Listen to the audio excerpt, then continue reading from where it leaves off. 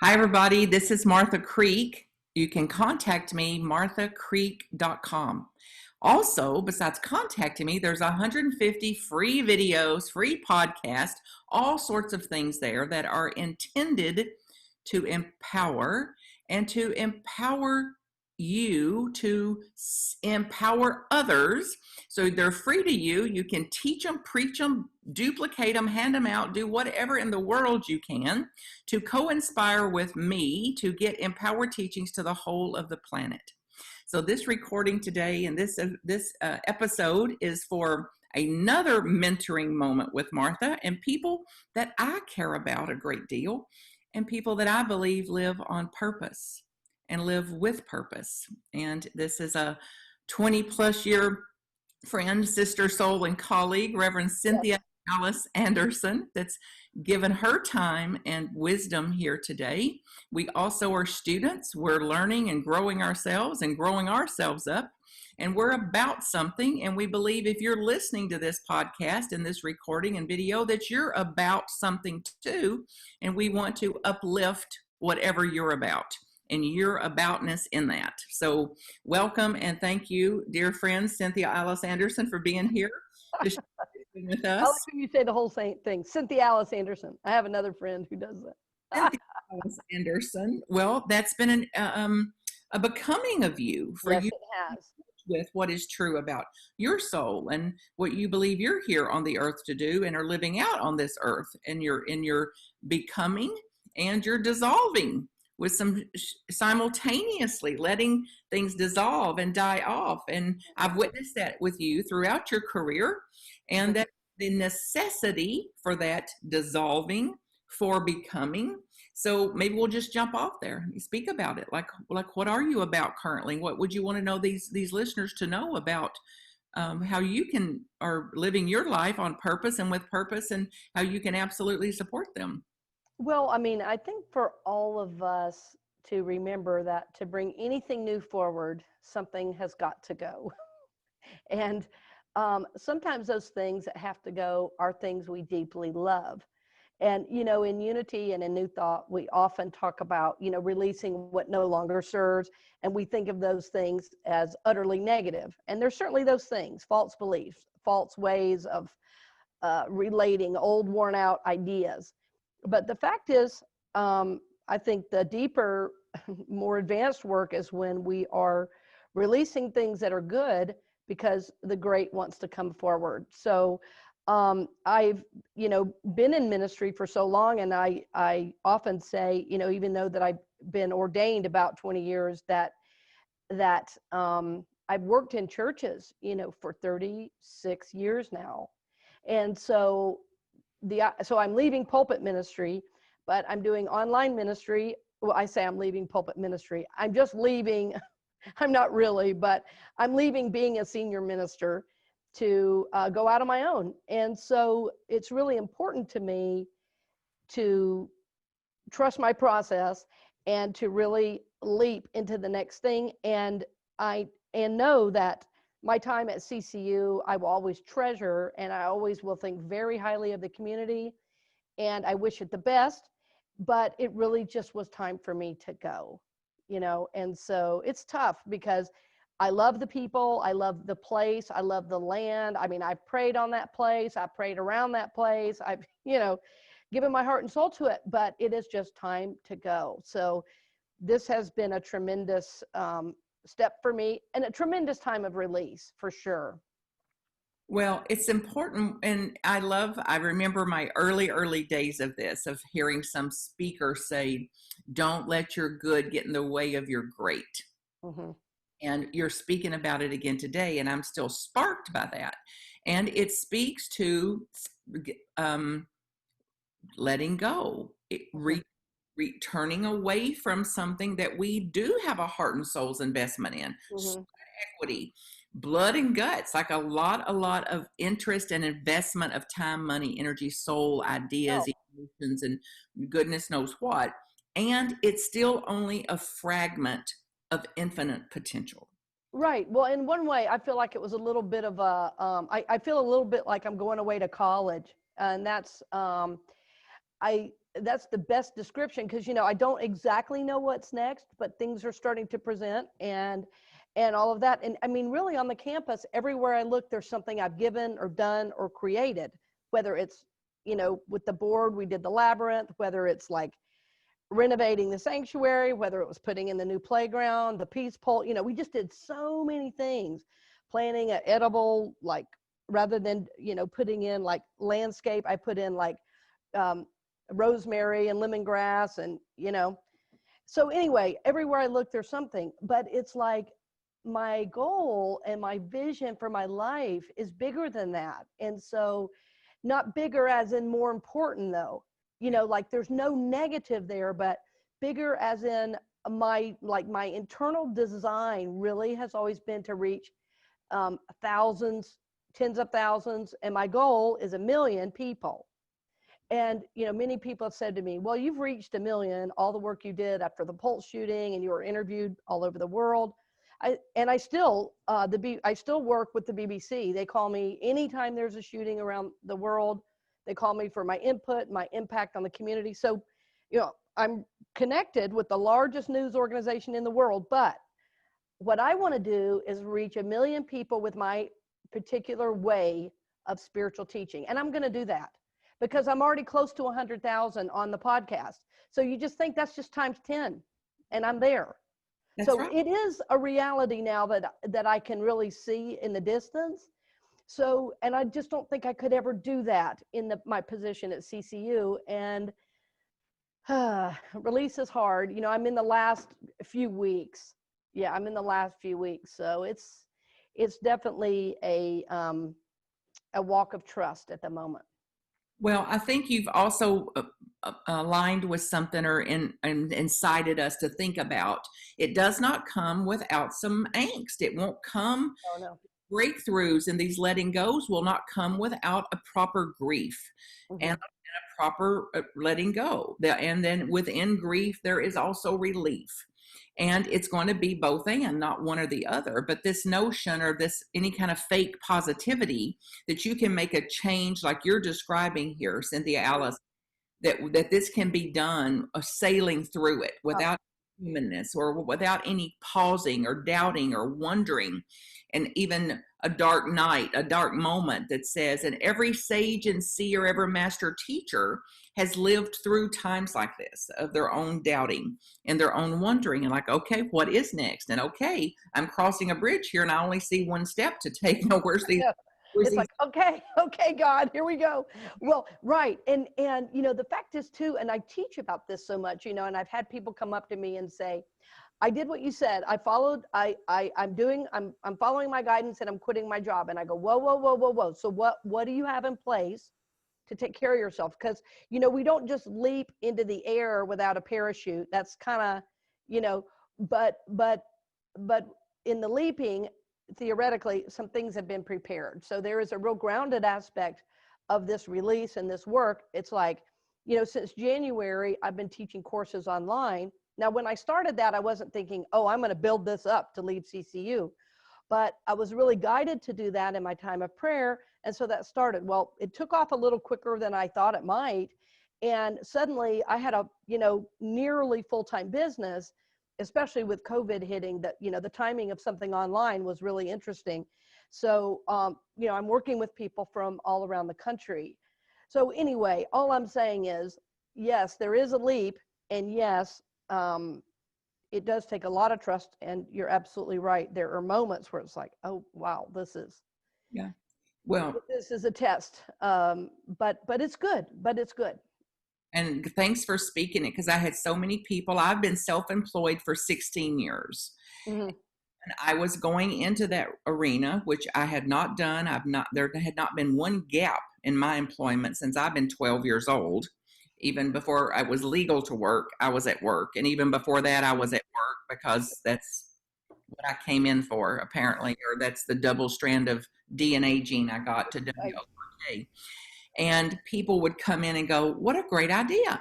I'm going to do that. I have a dream for this. I have a dream for that. I have a dream for something else. I'm like, and I was similar to you. Whoa.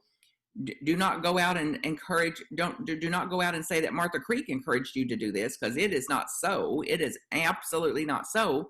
If you've not got a leg to stand on, if you don't know how your rent's going to be paid next month, and you don't know how you're going to feed your children, then you don't need to be giving up any kind of employment. I mean, there is a real solid, aspect to it. Yes.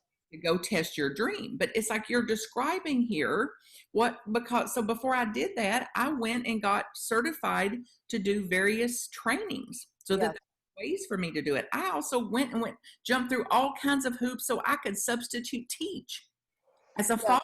Now, I've never substitute taught one day in my life. And it's like, but that was there in place just in case. Well, you know what I looked up just in case? Because what I looked up, I thought about actually teaching and substitute teaching because I'm a former teacher, but I also thought about hospital chaplaincy because, in addition to the work we did at Unity School, well, when I went there, it was called Unity School for Religious Studies. But as part of the program there, we did a little chaplaincy unit. Well, after I was ordained, I think the day after I was ordained, I started a chaplaincy residency that I did for 9 months. So I really enjoyed that. And so I thought, okay, if I completely fail at this idea, what is my fallback plan? And God is like, I can just hear this inner voice going, I got you. But my mind, my little ego needed something just to hang on to, like, okay, I wanted something to point to that I knew, because yes, you have to be able to provide for yourself and your family. I mean, there's no question. Yeah. And anybody that knows me well knows pretty soon I've got a son, right, who is the light of my life, and I'm going to make sure I can provide for. And there's also an aspect that I did a whole show on this recently. It's like, God is my safety net. I've heard people say, well, I'm operating without a net. No, God is my safety net.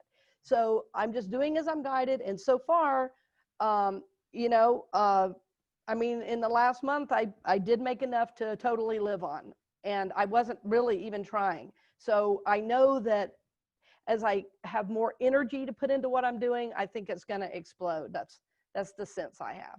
That's what I'm praying on. Well, it's a sense that you have that's also grounded in the physical. Yes. Like, you already have direct experience of this. Mm-hmm. From that direct experience, then, that it's absolutely faithful, prayed up faithfully. And I've also got physical things in place and a direct experience in the physical that says, not only is this a calling, but it's possible based on my direct experience. So it moves it out of that dream world and out of that metaphysical idea factory into physical that says, now, wait a minute. This is going to require me to have certain equipment. This is going to require me to sit my hind end down and do some curriculum building and to do some study and to do some administration work and to do some outreach and to, and it's like, oh, well, no, I don't want to do any of that. Oh, no, I just want to get on a microphone and espouse my wisdom. And it's like, then good luck with that. Look with that, because they can. I'm not saying it's not possible. I'm just saying that back here at the ranch, I hear you. There's some floors to sweep and some chop wood, carry water, and particularly from an entrepreneur's perspective, and that to take on a mission like you have and I have, then it's going to require us to do some things that are not all that pleasant at times, and things that make our tail wag for sure, elements of joy throughout it, and things that are not so tail wagging either. That's got to be done. That's got to be included here. I keep looking at this book as you talk about the universe having yes. Oh, that's nice. I don't know that one. Universe looks like a great book. It's so now it's out into the world. It's already been out in the world. It's a bestseller. It's been out there for some time. Okay. And it talks about transforming fear into faith and taking action, very practical steps. And the Unity on the Bay folks are using it for their small group study. Oh, so, beautiful. Well, the other thing I'm thinking of, and I hope I'm not taking us off track here, is, to the podcast, that is really taking off as well. And I have new shows and everything, and I just started that like a little over 2 years ago, but 2 years is a long time to be providing really high quality programming with incredible production value. And a lot of the podcasts I go on and hear that people are doing, the production value is so low, I can't manage to listen to it, even when the content is really good. And basically what we did on our show is we copied the sound signature of NPR, National Public Radio. And the producer I work with is so good, he's able to really do that. And we've upgraded microphones, we've upgraded the sound booth, booth, like nearly every month or so, we've added a new piece of gear to make it even better. So really, after 2 years, I'm probably about broken even. I haven't even made money yet. But what I love about it is I've reached 80,000 people, right? So I love that I'm in over 70 countries. So the money's going to come, but I mean, that's 2 years of investment of thousands of dollars. And it was so important to do that because it's like I'm believing in myself and I'm believing in what I have to give. And I think that's my lesson this lifetime, right? Is to not think, well, I've got to rely on a church. The church is not my source. God is. I'm not going to rely on something else. God is my source. God is my source. Hold on. So I think it's such a good point to bring that up, that you've spent 2 years of time and energy and thousands of dollars to enhance your product and enhance your reach. And know that if you're going to play in the arena you're playing in and you want to fulfill this mission you have and this vision, that's required, and you weren't dependent on the money. So you put the money back into the business. And this is not the podcast for how to invest in your own business or how to invest in you, but it's clear that was important for you. And that after 2 years, also it demonstrates an open-mindedness that doesn't think for a second because I've got a studio or a producer or a microphone that I'm at the level of excellence that I want to be at to reach 1 million people and to do in countries all around the world and to provide the product that you want to do. So God bless you for that and Godspeed. Now that you've got this in place, I know that you're innovative and creative and collaborative, and certainly your team is, so you'll continue to go in that direction. But it sounds like it's been 2 years spent building a house on a solid foundation. Yes. This on a solid foundation instead of on sand, so to speak, and then acting surprised when the sand shifted. Right. Well, what the other interesting thing, not to harp on the podcast, but now if you pull up my podcast, which is Experience of the Soul, is my channel. And that was even a big thing too, when I started to not just start a single podcast, but to think, okay, channel. So I own my own podcast channel, and now I have 2 other hosts doing shows, on my channel and everything. But, sorry, what was I heading towards there? Sorry. When you search my podcast, Experience of the Soul, what will come up, it'll say, if you like this, you might like Oprah, you might like Wayne Dyer. And that was a moment for me. I think I even took a screenshot of that.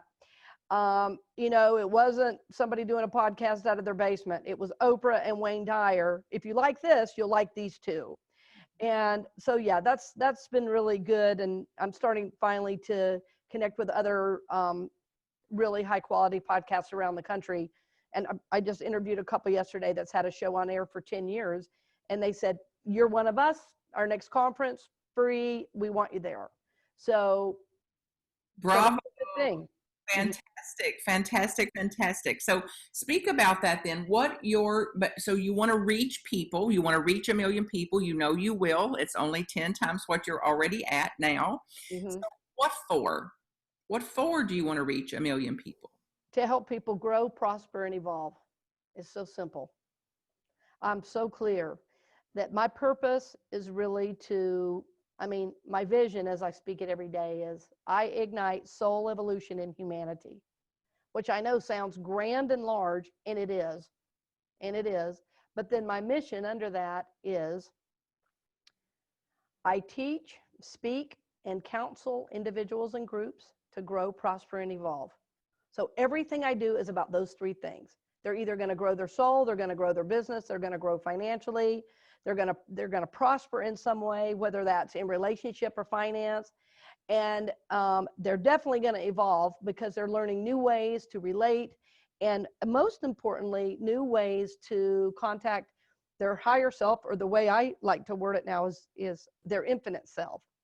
You know, anytime we say God, I've really in the last year tried to get out of using that word and instead say my infinite self, because it brings it so personal and so right into me that even when I say God or even the Christ, you know, we're known in unity to say the Christ, but my work is to help people see, yes, God in them, but that God is who they are, right? God is the infinite self. And so that's my mission, because in my vision, because I believe when we do that, the world will change for the better. It's if we're living, which means ultimately, right, we're living from love, but not just some sentimentality of love, like the grandiosity of love that can, you know, see somebody they used to think of as an enemy and say, wow, this served a purpose in my life, and this was a part of my growth and evolution. So it really is changing our whole worldview if we are really going to grow, prosper, and evolve. So I think it would change the world. Yeah. So tell folks then, give them, spark them to take responsibility for this. Like this infinite potential that is them, that is you, that is me, that is available to us all the time, in all ways, in every situation. Like lay it out here, something that would spark us to go, oh my God, it's true. And I can no longer sit around and twiddle my thumbs and wonder when my ship's going to come in, that I'm going to like get up and dust myself off and enroll somewhere, get on this podcast, get in a class with somebody that they're appealed by or attracted to or believe may have a clue about how to do this. So incite us, give us a little spark, something that would get us off our cans to take some action. Well, I think the main thing I would say, first of all, is you have no idea how powerful you are.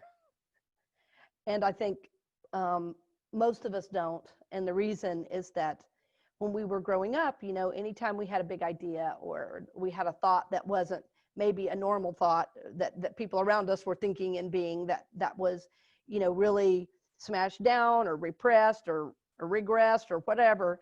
And so we started believing that that's what reality was. And in fact, when we can begin to just have the idea that not only do I have the power to change my life, which yes is important, but literally realizing that everything I do actually is changing the world. And so like we turn on the TV or we look on our phone, and I don't think anybody right now is saying, hey, we're doing a great job in humanity. I don't hear anybody saying that. I don't care what political party you're in. Everybody thinks the world is going to hell in a handbasket, right? But we have people living from anger. We have people living from fear. And instead of their God-given power. So it's like, if we just choose to do a thing and follow it through, things will change. The problem is people get so scared every time they get a big idea that they go, oh, I can never do that.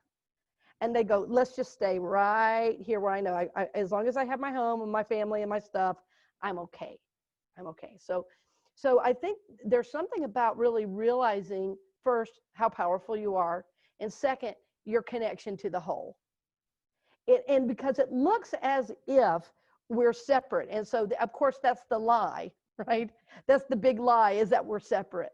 So I think once we start realizing our oneness, it changes everything. It changes how we shop. It changes how we vote. It changes how we talk. It changes how we, view problems in society. But first, I do think we have to really realize we're more powerful than we think. It's such a simple idea, and yet amazing. And the first person I want to say I heard say that, I read it in a book by Imelda Shanklin called What Are You? And she says it this way: you have more power. Sorry. The mowers are out. So Imelda Shanklin said it this way: you have as much power as anyone who has ever been on this planet or ever will be. I have never forgotten that. When I read that, it was like it jumped off the page. And then I started arguing with that. I said, well, what about Jesus? You know, I'm a good Southerner, and I said, what about Jesus? And then all of a sudden, scripture popped into my mind. Jesus said, greater works than I do, you shall also do. I said, well, I can't argue Jesus then. So it's like, and then I thought, well, Jesus did say, you are in me as I am in the Father. So, can't argue that point either. So I reckon I'm just going to have to believe it. But I had to, you know, the Southern woman in me wasn't sure about that one. But I tell you, my life's been nothing but better ever since. And it's also taken, I want to say, just a tremendous amount of personal work. So yes, we must know how powerful we are. Yes, we must know our connection. And we must do the personal work, the emotional work, the soul work to uncover and heal, you know, so that we can move forward. Because the only reason we don't is because of self-limiting beliefs that are false, or as Charles Fillmore would say, erroneous. Yeah. Yes. One of my favorite words. We are struck with erroneous beliefs. Yes, that was Charles Fillmore. Yeah. Someone just sent me a cartoon yesterday that was of a boxing match and an announcer bringing in the contestants. And it said, and over here in this corner is Frank, who is undefeated in holding his erroneous beliefs. Yes, nice. Yes, welcome to humanity, and there's still potential. So that those same words shifted me.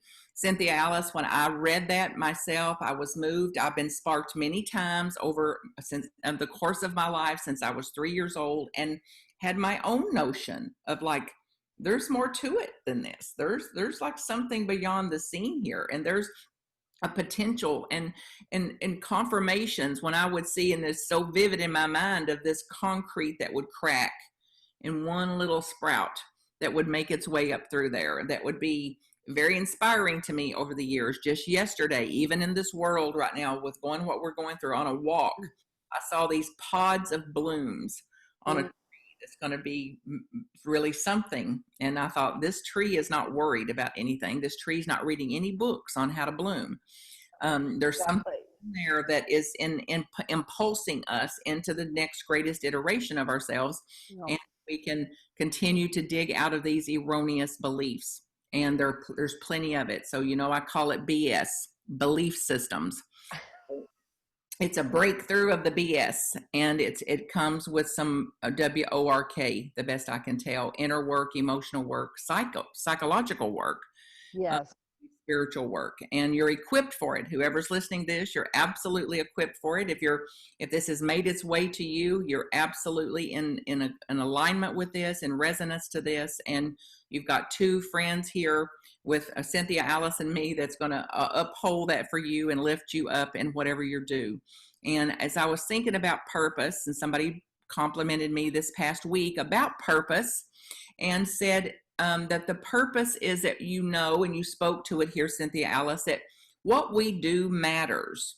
Not only are we doing things in our life and making choices in our own life that's beneficial to us, that's benefiting us, but to be in certainty that if you believe in quantum theory, quantum mechanics, oneness, you want to call it, then there's nothing that I'm doing, the way I pray, the way I think, the way I talk, my actions, my spiritual practice, everything that's benefiting me through a discipline for that, an incline for that, to go in the direction of that, is benefiting the whole of humanity. So change the world, change the way things are in the world, create a new world through every time you pray, every time you pause, every time you think, every time you let something go, every time you turn away from something. So, and to keep some element of joy in what you're doing. And that's enough joy for me to know that I have done something today that I believe in certainty and clarity that benefited my own soul's progression, therefore benefited the soul's progression of humanity. So that brings a great deal of joy and a lot of purpose. So speak here on the podcast how to contact you directly, your direct website, the podcast again, speak that. Let's get that out before we close. Okay, can I just say one more brief little thing? Yes. That I think I want everybody to hear too, the humility that comes from really trusting at the level we're talking about trusting. It's like we know there's something so grand that's guiding us, and yet the humility is because the ego of us has to sit down, because the ego never wants to trust. The ego always wants to, play it safe. So please hear that. I have a little thing I look at every day. It's like, work hard, stay humble, because I know everything I do is guided by God, and it is God in me that is my source of that. So yeah, if you want to know more about my work, I'd certainly appreciate a connection. My website, I made it easy as my full name, since I use that all the time, CynthiaAliceAnderson.com. And then you can also, if you want to know more about the podcast, you can go to experienceofthesoul.com, or you can just look up Experience of the Soul on iTunes or Google Play or Stitcher or YouTube or the many places you can find podcasts. And basically almost any platform, we're there. But the name of the podcast channel is Experience of the Soul. And then just briefly, my Monday show is called Authentic Spiritual Journey, and is the longest show. Every morning I have a 1-minute affirmation you can listen to, which is a great way to start your day. Wednesday right now is the CCU message, but starting in October is going to be a brand new show called Prosperity Capsule, your weekly dose of inspiration. And then on Fridays, there's meditation. And on Saturdays, there's a new host that's doing real grief, real healing, Mindy Corcoran. And then on the other Saturdays is my friend Monique McDonald doing a show about healing through the power of the voice, and it's called The Magnetic Voice. So a lot of great shows 6 days a week there on the channel. So if you want to know anything about classes and all that, just go to my website, CynthiaAliceAnderson.com, and hit courses, and it'll give you a rundown. We have courses through December. They're not all listed out there yet because it's a lot to get all that on there, but we've got September, October, I think, that you can register for, or you can click on for a one-on-one personal coaching as well. Thank you for that. And for all you've done, for all you've created, for all that you've dreamed, designed, and done, and for what will be. Infinitely what will be. Thank you for taking this time today. Thank you, listeners, for being here. Whoever's heard this, something's impulsed you today, follow it, get on there. Oh, yeah. No more doing it after. I'm not going to wait till after to do anything more. So do it now. Do it today. MarthaCreek.com to contact me, and I send you my wholehearted love and blessings for whatever you're about, and about that being uplifted. So be it, so it is. Amen. Thank you, friends.